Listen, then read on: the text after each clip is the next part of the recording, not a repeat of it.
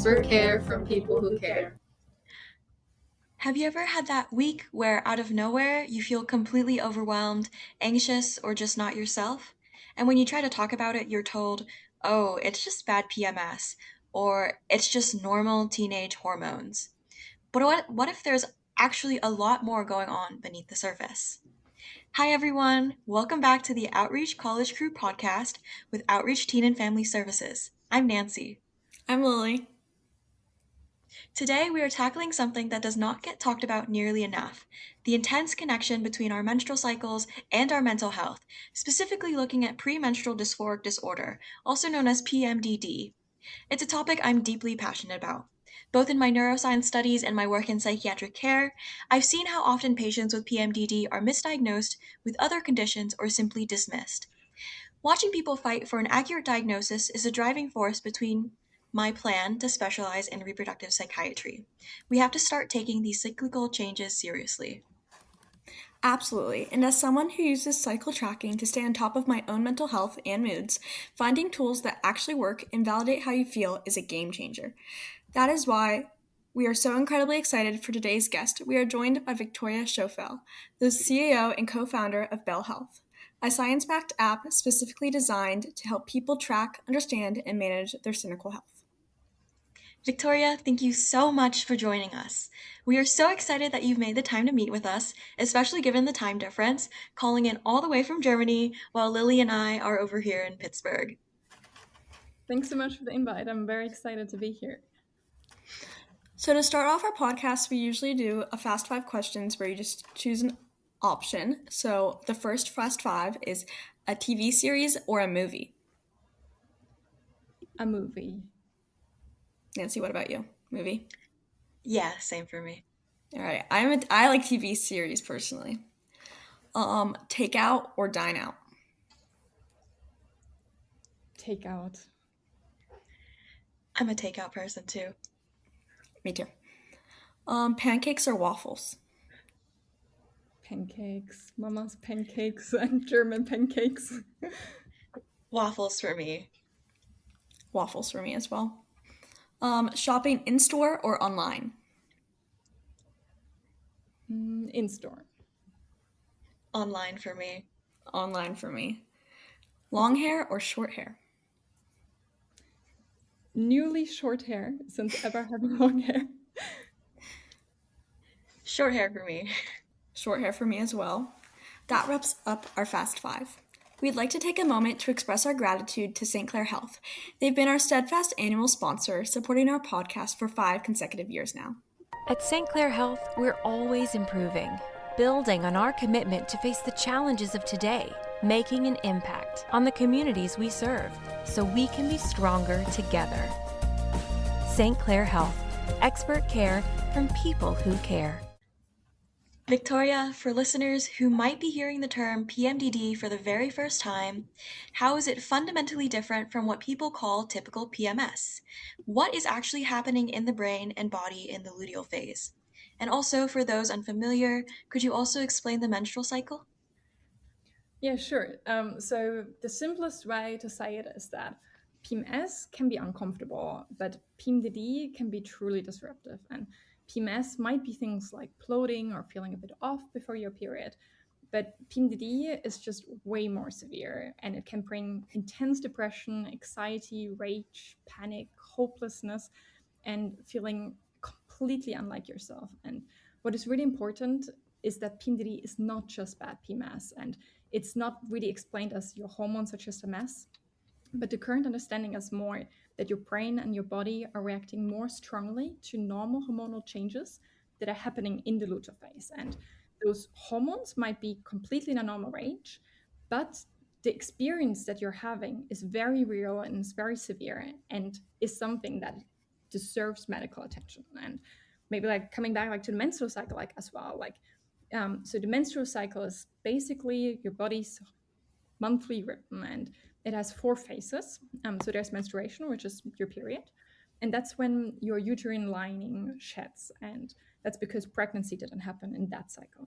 And after menstruation comes follicular phase, which is kind of like, I think about it as like a building phase. That's where your hormone estrogen rises, and the uterine lining starts building back up. And there, your ovaries are preparing for an egg. After that comes ovulation. That's often seen or discussed also like in apps as like a longer phase, but it's really just like a moment when the ovary releases an egg. And after that, you move into luteal phase, which is like basically the phase then after ovulation and before your next period. And here the hormone progesterone rises, and your body is checking whether pregnancy happened. And if it didn't, your hormone levels fall again. And that falling of the hormone levels leads to the next period. And the reason that this matters is because those phases, they don't just affect bleeding. They can really affect your mood, your energy, your focus, sleep, how resilient or overwhelmed you feel. And for a lot of people, they tend to feel more clearer and more energetic earlier in the cycle, and maybe more sluggish or more sensitive later in the cycle. And that's really important then also when we start talking about PMS. But then PMDD is like really just like a whole different game of considering the severity and also what that means of like what type of support is maybe needed there. So we shouldn't really throw them like into the same basket for that. Thank you so much for such an insightful answer. I know your background is in medicine and psychology, and you've talked about the gender data gap in medical research. How much did the historical lack of research on the female body drive you to build Belle Health? To be honest, like a huge amount, because if there would have been better solutions and better data available when I was studying psychology and medicine, when I was like in the whole phase, I wouldn't have felt like I would even need to build something. But I started to build because I was just so frustrated that there was just nothing, and that I would go myself to my gynecologist and being advised to do basically nothing. And that there is like no solution, and having them like those moments where I was like, how can it be that I'm going through medical training and I would actually continue doing the same thing for two patients in the future if I'm not changing something about that. So I think the reality is that the system has just historically not been built around female biology. There's a massive gap in research and the language and tools and solutions that are out there. That's why we are building it. On the other hand, there's also like, it can be like often like very negative, but I'm also especially recently trying to frame it as something like that as in many ways also positive, because it's very exciting to build things in like that space, because there's just so much empty white space where you can do new discoveries, where you can bring data in. And also I think for like a lot of like young people are like thinking about what can they do, there's so many opportunities in this space because maybe it hasn't been done. That's not great, but let's change that. There's like so many nice things and research that can be done, and of like ideas that you can find on like in this area. So I think we should see that as an opportunity.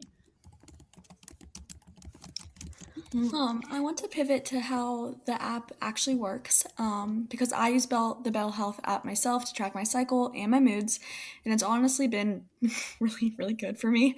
And one thing I immediately noticed is that it's not just a period tracker.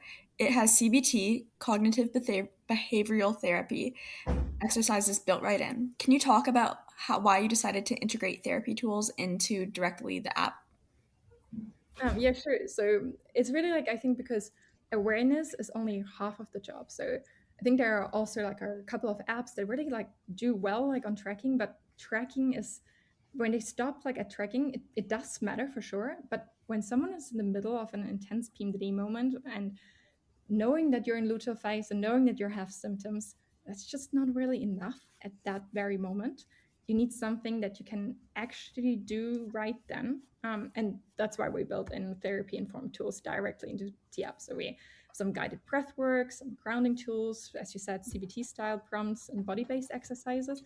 And the goal there has been really to bridge that gap between I understand what's happening and I know what to do right now, and to bring that together.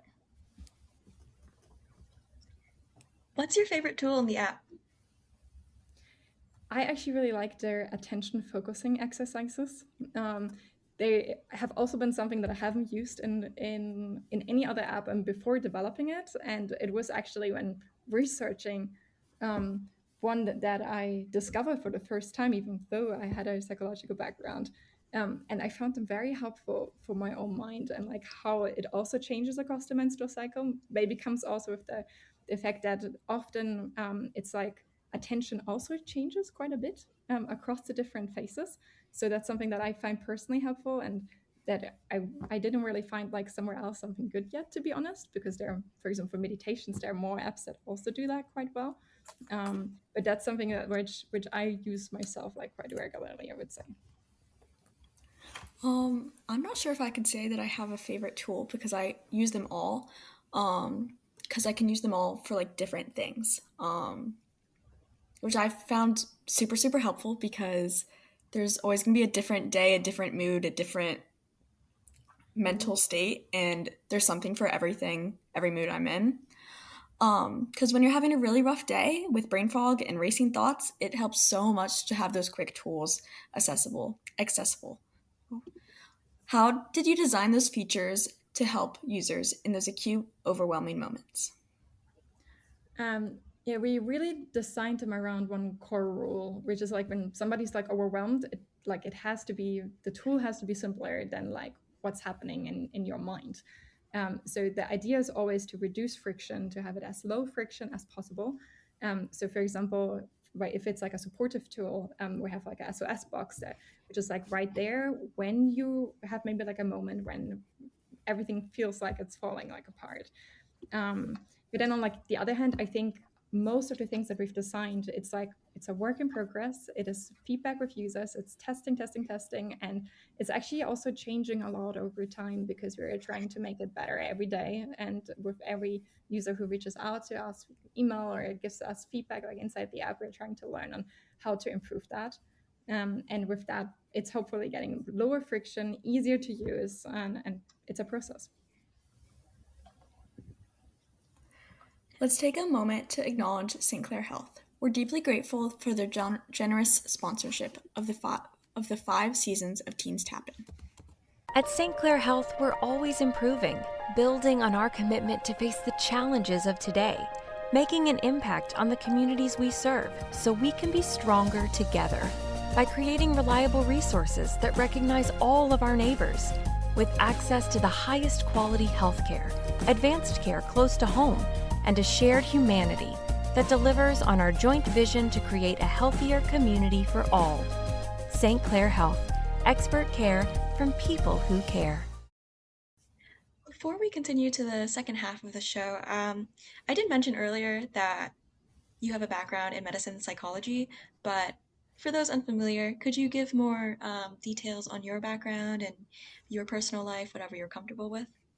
Yeah, sure. I actually have a quite diverse background because I couldn't really probably like decide in direction. Was like always like looking at to bring like different areas together. So I have both like a background in psychology, but also philosophy of science, and then afterwards still medicine, and that also across Germany, where I come originally from, going then for my master's studies to the US, and then back for my medical studies to the UK, where I did my medical degree in Cambridge, and it was kind of like the finalization. And from there on, I decided to start Belle Health, and it seems like a lot of different stations, but somehow I was like always drawn to like those to understanding the how the mind and the body interact, and like how maybe physiological changes can have an impact on the mind, and also the other way around. And I think that's really for me still kind of like this connecting thing on what I am interested to work on, of like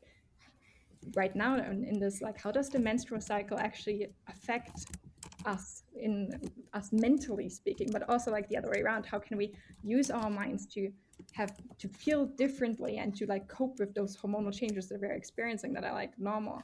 And so I kind of feel like that all like those different stations that I went through and like different degrees that I ended up doing are culminating in what I'm doing right now. Maybe that's a retrospective interpretation, but they definitely really feel like they're helping like on understanding what we're doing from different perspectives. So not looking at it just from the lens of medicine or just looking at it from the lens or from the humanities, but really like kind of bringing it like together from also different types of research, and how different researchers or different people from different areas are thinking about knowledge there.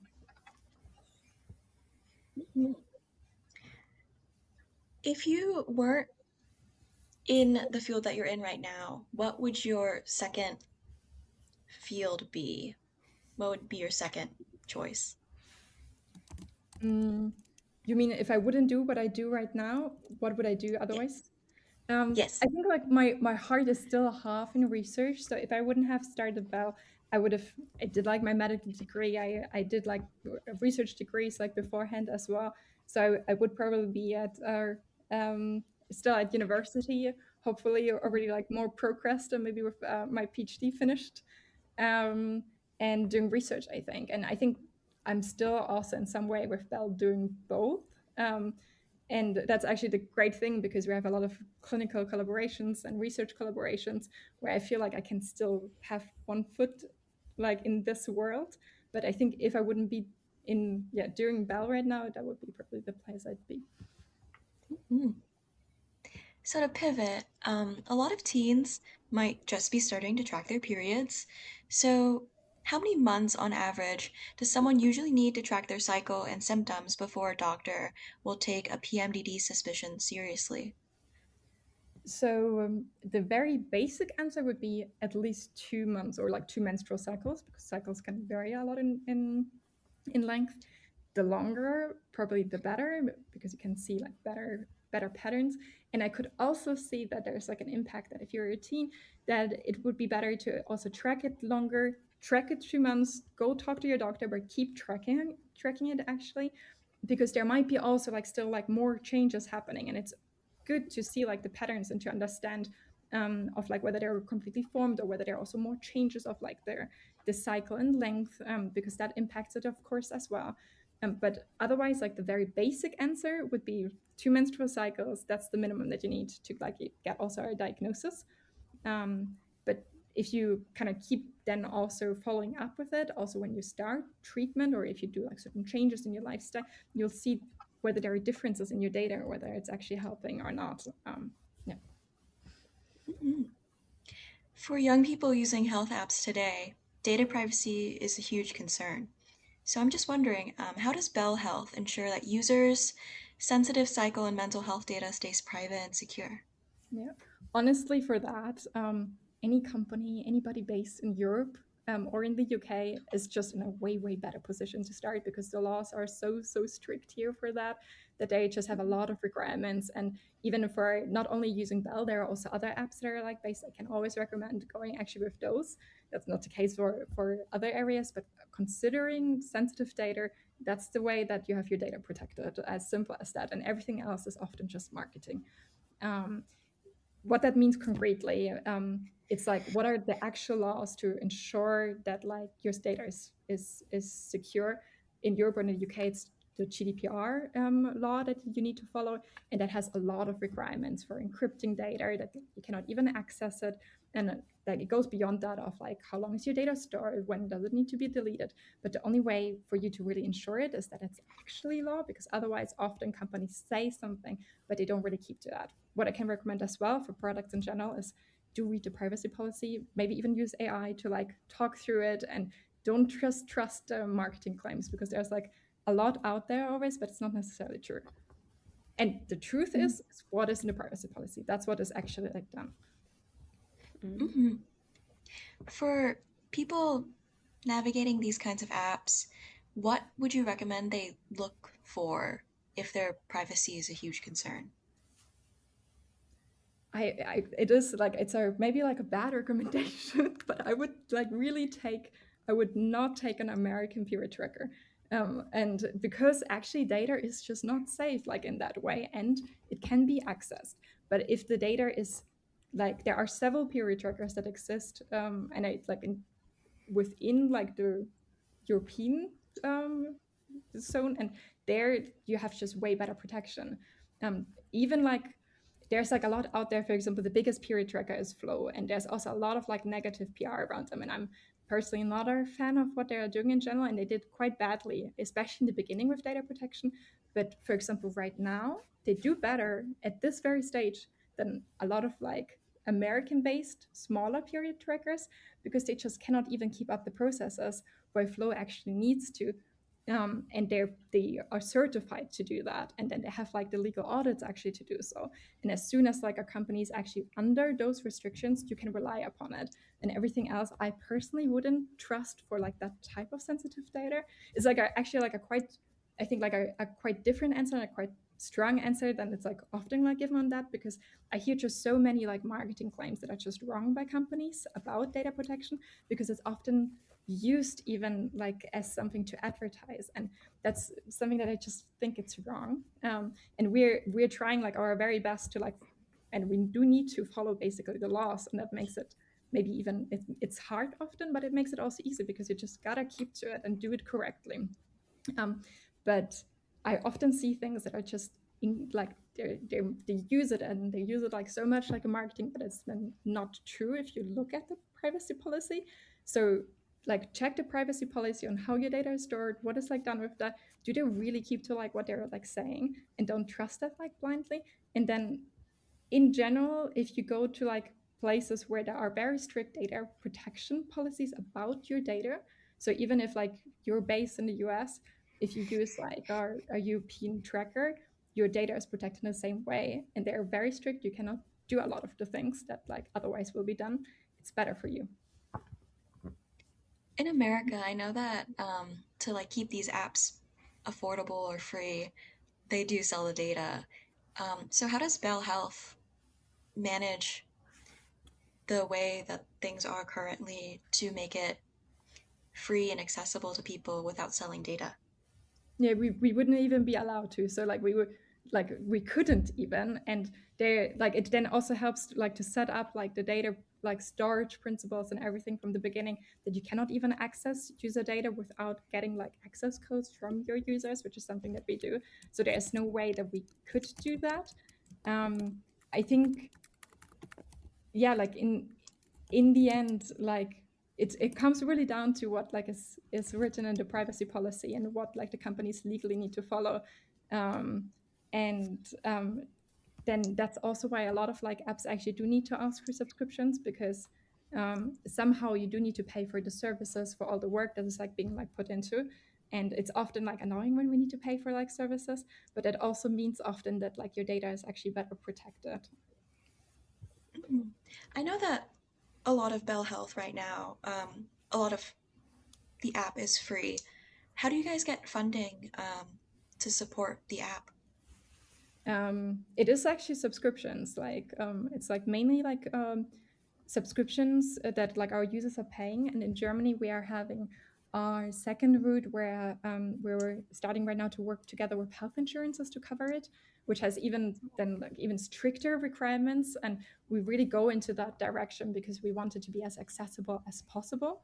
And that's the problem when you have subscriptions, that it is not. And at the same time, probably that would be, if we would make less for free, we could make more money, but then in the end we do want it to be as accessible as possible. And if somebody is like out there that really cannot afford it in any way, they can reach out to us, and we'll make sure they can still access it. At the same time, we do ask like if you can support us and it's useful for you, to do so, because it means that we can keep going, and keep the work up that we are doing. So it is, yeah, we're trying like those different types of channels and to develop like them out, mainly with insurances and the healthcare system. But then also like the subscription is there because we somehow need to finance everything. Mm-hmm. So you mentioned the healthcare system, so I'm going to use that as a pivot. So I currently work in psychiatric care, and I know that the diagnostic care for mood disorders is something that we fight against constantly. For PMDD specifically, the average delay is around 12 years. How does the Bell Health app empower young adults to advocate for themselves when they walk into the doctor's office?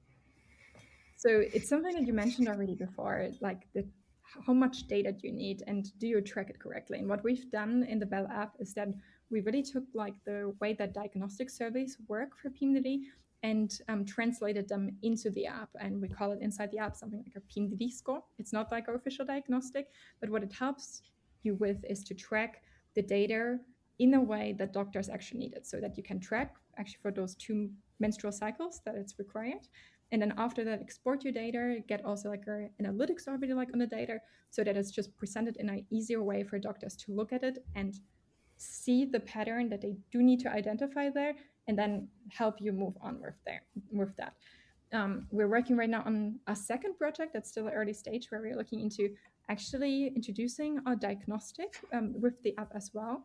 And that's like we're now research collaboration, so it can like go like to the market, but where we want to actually speed that up, make that easier, that there's like clear pathways and that it gets integrated into the medical system. So it's not something that users just need to do, that they need to track and then go to a doctor who actually knows about PMDD, because that's also something that we see a lot, that there are a lot of doctors who actually don't know about PMDD. I didn't learn about PMDD during my medical degree, and that's not been even that long ago.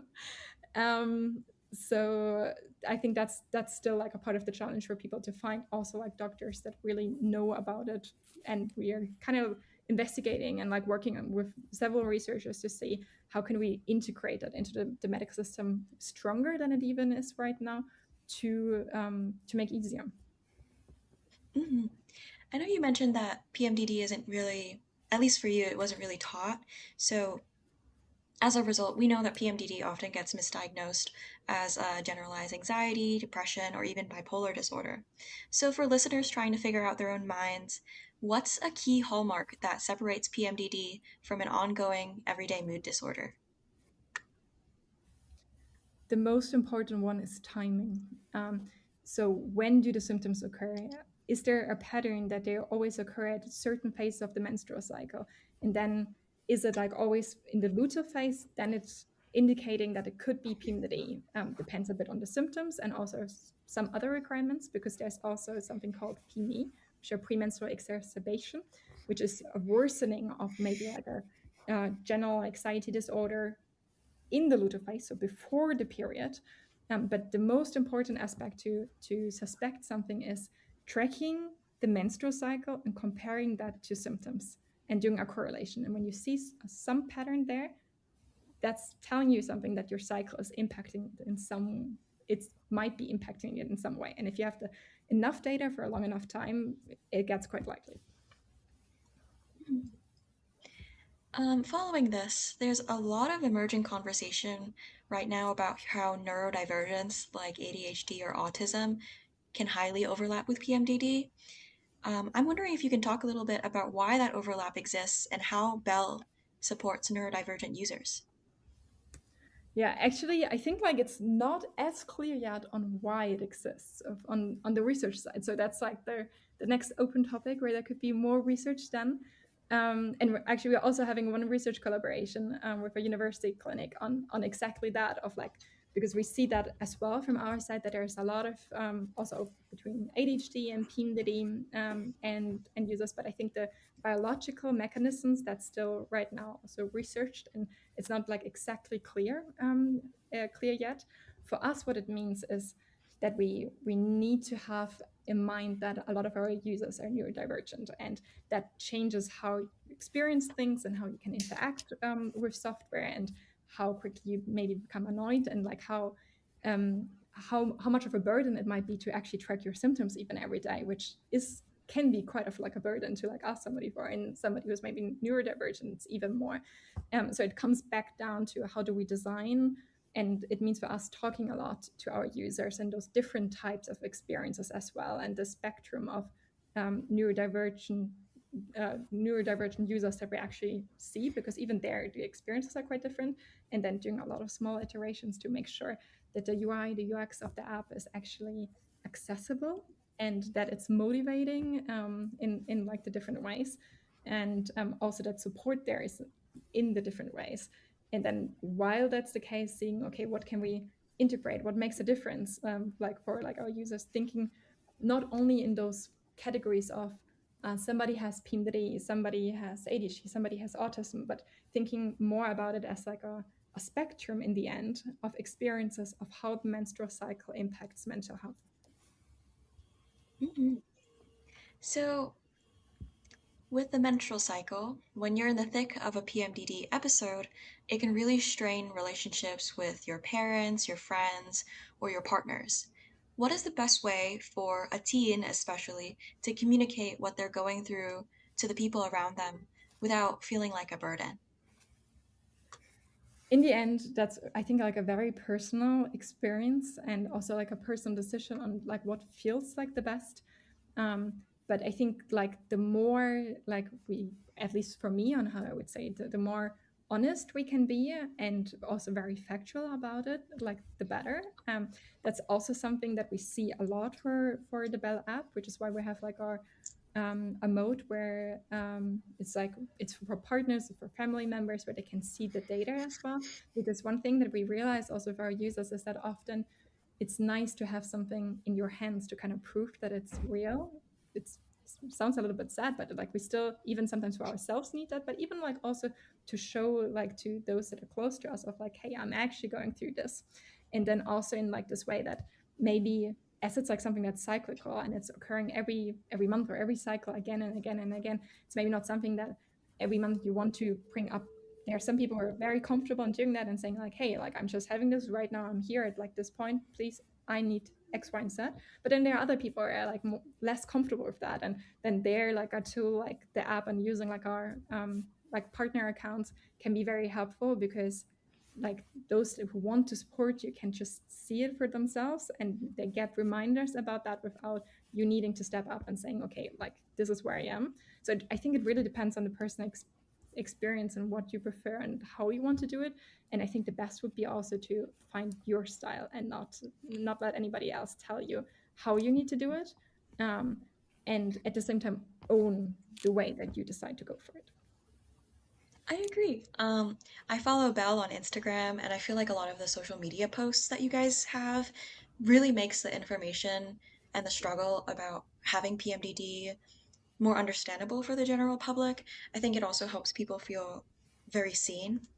Um, but besides that, so therapy and tracking are amazing tools, but sometimes medical intervention is needed. So for teens who might be scared of medications, what does the actual gold standard medical treatment for PMDD look right now? Yeah, I don't think that there is like one gold standard. And then also it's very interesting because it does vary quite a bit in different countries, which shows again that there's not necessarily one gold standard. And I think that's the hard part also about PMDD, that there are definitely like different options to go through. And as you say, also said, like medication might be like a route to explore. Again, it comes down to you got to feel comfortable with what you do with your body, and like you got to own your own decisions. So I think the most important part is like make your own decisions about it. And just because one doctor or like one person says you need to do this, that's never the truth. They're like different pathways, and the best often in PMDD it is trial and error. So like there is medication, there are SSRIs that are possible to try. There are like also like different types of like hormonal pills that are tried and that are used, and there is just not this one perfect solution that works for everybody, which comes back then to like not only tracking for a diagnosis, but actually tracking also after a diagnosis while trying different treatments, because maybe in the first month it feels like it's helping more, but there can also be a placebo effect sometimes. And then like you're seeing, okay, like maybe it doesn't, following that up and having a little bit patience with yourself and with your body and what you're like going through every month, to find like the best solution for that time and like what you're going through as a person, and knowing that that might be something else than other people are talking about. So kind of like really going for your own journey with that, while also being like a part of the community and seeing what other people are doing, but not necessarily thinking out just because that works for somebody else that's necessarily 100% it. And having that patience in the end, to accept that that's like a part also of one's own cycle.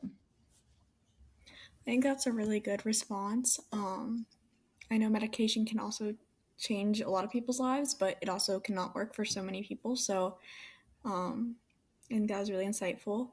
Before we let you go, we want to do a quick rapid fire round to bust some common myths about menstrual cycle and mental health.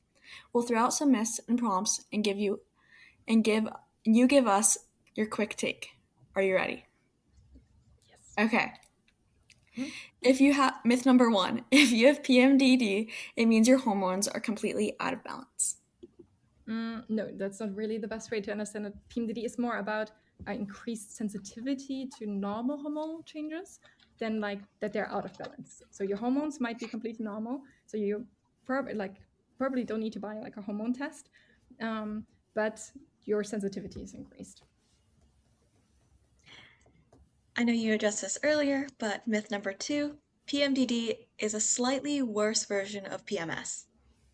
Yeah, it's like our way more serious condition, and it should be taken serious. And if you're completely not feeling like yourself before your period, that's not just PMS, and live with it. Like, do get help, do get support. Like, what you go through is like real. The third and final myth, cycle tracking is only useful if you are trying to get pregnant. That one I find actually quite funny, to be honest, because that would also like assume that women are mainly there to get pregnant and that's it. Like, we only have cycles to get pregnant, and in the end it just affects, like, your cycle affects so much more. And that's why cycle tracking is also relevant, because it affects your mood, your sleep, your symptoms, like all types of patterns in mental health, your performance, how like you should maybe exercise. Women are more than just bodies that are there to get like pregnant, and that's why like cycle tracking also like really matters, because it connects into like all of those different areas in your life. For those that don't think they have PMDD, is a Belle app still useful for them to track their cycle? There's actually like cycle tracking, it goes beyond PMDD. So it is like parsing all types of like different types of like patterns and understanding your body better. And that can be also, if you don't have PMDD, different health conditions are having like the same thing, like understanding like your cycle in general. Fertility is also like a part, but I think like that the cycle impacts us in like some way is like a very normal experience. That can lead to PMDD, but that's like only one aspect really about it. Is PMDD genetic, or is it environmental, or is it both? Also, there's not like a very, very clear answer on it. It seems to be both. So from the research where the research stands right now, there seems to be impact of both. But also there's still so much white space, so much work to be done. So maybe there are some of the listeners going to find exactly better answers for those questions in the future. Before we officially wrap up, we have one final question for you. Since our listeners are mostly teens and young adults who are just figuring out their mental health, what is the number one thing you would tell someone listening right now who suspects they might have PMDD? I would say trust yourself and trust the patterns that you identify, and follow like those like patterns, because they can show you what is actually like going on and put things into perspective and like understand yourself way better. And I think looking also back like in my own life, I would say that's something that was lacking like back then, of this maybe even knowing that there could be patterns, and then also feeling like you can stand up for yourself and you can trust like the data that like you're collecting, and that there is actually something to look for. So I think that's the one thing. Trust yourself in that and look for the patterns. Actually, two things. To conclude, we want to express our gratitude to St. Clair Health, whose support makes this podcast possible. We invite you to listen to the following message from our sponsor. At St. Clair Health, we're always improving, building on our commitment to face the challenges of today, making an impact on the communities we serve, so we can be stronger together. St. Clair Health, expert care from people who care. Victoria, thank you so much for being here and answering these questions with such insight and personal experience, and also for creating the Belle app, which is, I believe, actively changing the standard of care. Thanks so much for having me. For everyone listening, thank you. For everyone listening, you can download the Belle Health app for free right now on iOS and Android. And as always, if you or someone you know needs support, reach out to us at Outreach Teen and Family Services, and also if you're in Pittsburgh, the Resolve Crisis Center. All of our resources are linked in the show notes. Thanks for listening, and we'll catch you next time.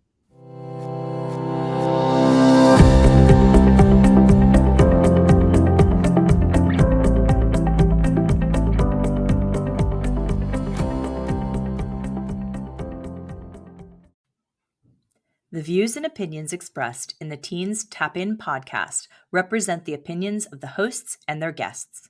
The views and opinions expressed by Outreach Teen and Family Services employees, donors, and volunteers are their own and do not necessarily reflect the view of Outreach Teen and Family Services or the show's sponsors.